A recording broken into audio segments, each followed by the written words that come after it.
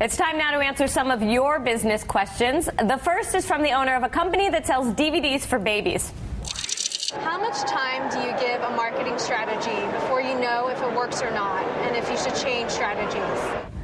I think that is such a good question because I think people, they err on both sides. They think, I didn't get enough customers right away, I got to get rid of this. Or they keep it going for too long. How do you gauge?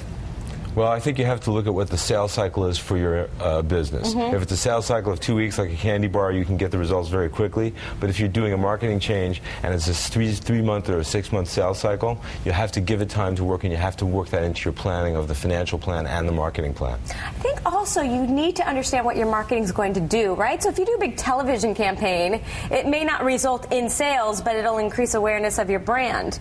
And so it seems to me like you have to decide before you do your marketing, what's my goal? That's exactly it. You do. What is your goal, and how long are you willing to spend in terms of time and money to get there? Just because you're not seeing results right away doesn't necessarily mean that you're actually doing a bad job. A lot of it also depends on what you are measuring. If you know what your goal is and you figured out a way to measure and get there, then you're better able to figure out, is this the right thing? Right, and that's where the internet comes in handy because it's so easy to measure if your marketing is working. It is, and also you want to talk to customers through surveys, websites, every way you can, informally and formally, to find out how effective your marketing program is. Right. Okay, let's move on to the next one. This is a question from Lisa, and she wrote in saying, one of the members of my advisory board has been giving me bad advice. The problem is he's the one who brought in 2 other key members.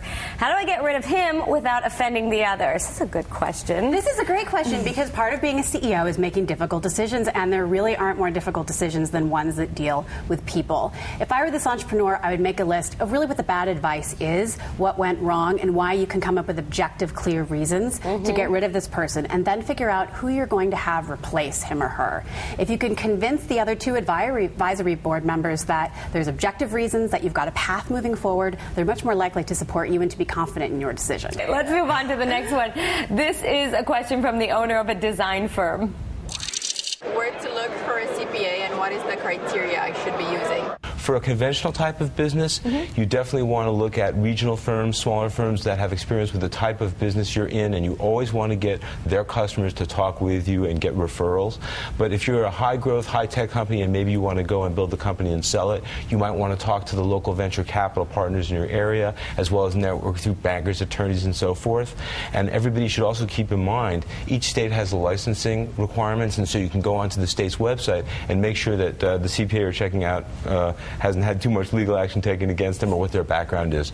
Yeah, it's kind of scary. I mean, even if you get a referral, you're entrusting this person with a lot of important stuff to your company. It's scary to make that leap. It is, and you really want to find someone that has business acumen and who's forward-thinking. A CPA can be an incredibly valuable advisor to your company. So find someone that can take a look at the macro level, certainly drill down to the small details, but really can help you make smart business decisions. This is particularly important for businesses that are LLCs or sole proprietorships, where the line between your business and personal finances can often be very blurry. They can help you make really smart decisions that save you money. So how do you figure that out then? A long interview process with them? Get referrals. A lot of the big firms are certainly great sources. The AICPA has a number of recommendations on their website. You can search by all different areas or industries. Find someone with industry expertise. Ask trade associations. Ask people. I mean, you really want to make sure it's someone who's a good fit. You want to be comfortable calling them and asking all the hard questions. Right.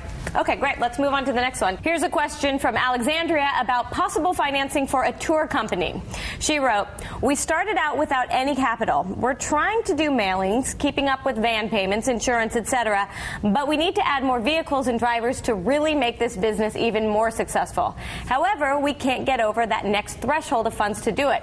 We'd love to have an investor take a look at our business. How can we do this? It's a perfect question for you, Jennifer, since this is what you do. Yes, well, I hope that this entrepreneur is really hitting her head on the ceiling of revenue, and if it were not for the additional capital, she'd be able to really make her revenue spike. If that's the case, if she can show that she's got lots of demand, that there are customers banging down her door, and that from day one she can deploy capital to generate revenue and profits, she's in really good shape. She also should make sure that she's using cash wisely so that she can show potential investors that really every dollar in is going to be used to generate revenue and profit.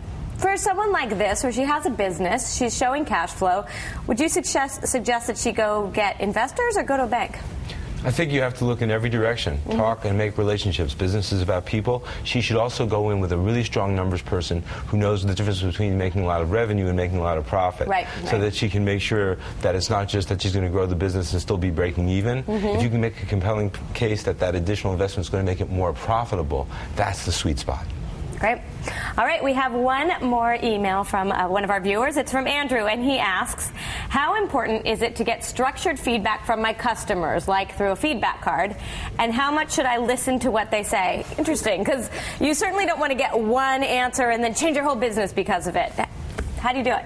That's right. Well, I think you do it a number of ways. You do it directly by talking with your customers. You do it in survey instruments that you might hand out at your point of sale, on the internet. So you have to talk to those customers and find out what that response is, but you also have to weigh whether that advice is good or bad advice. And one way to do that is to do it incrementally. If you can make a small change and give yourself the time to see if that change is successful before you just jump in and make that change, it's always good to analyze the information from your customers, and maybe you might find that strength or weakness that you hadn't been thinking of. Do you think it's important to do it in a structured way, or you can just chat with people?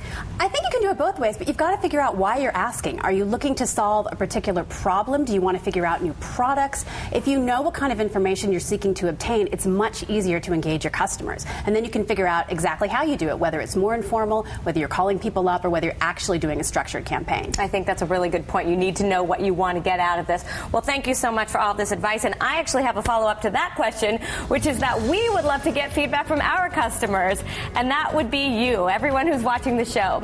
We want to hear from you about what parts of our show you find helpful. So, if you could, please go to our website. It's yourbusiness.msnbc.com and take our survey. And, of course, if you have a question for our panel of small business experts, you can also submit it from our webpage.